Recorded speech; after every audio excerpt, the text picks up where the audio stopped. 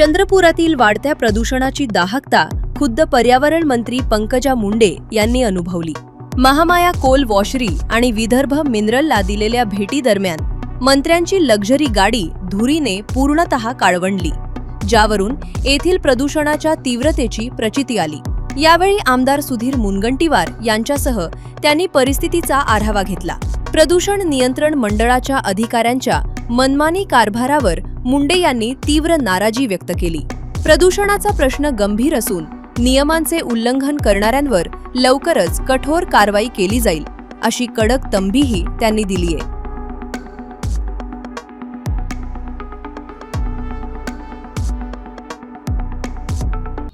लवकर विचारा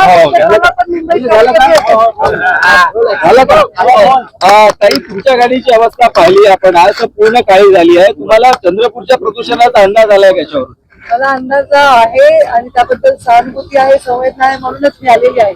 मी सुद्धा एसी मध्ये बैठका घेऊन बातम्या छापून आणू शकते, पण माझा कालपासूनचा रंग असा झालेला आहे, मी उन्हामध्ये पूर्ण रापून निघालेली आहे। आणि उलट एवढी हीट वेव्ह असताना देखील मी माझा शब्द पाळायला इथे आले, कारण सुधीर भाऊंना मी शब्द दिला होता, सुधीर भाऊंनी सभागृहात लढा दिला होता आणि सुधीर भाऊंना आश्वासन दिलं, सभागृहात ते पूर्ण करण्यासाठी आलेली आहे।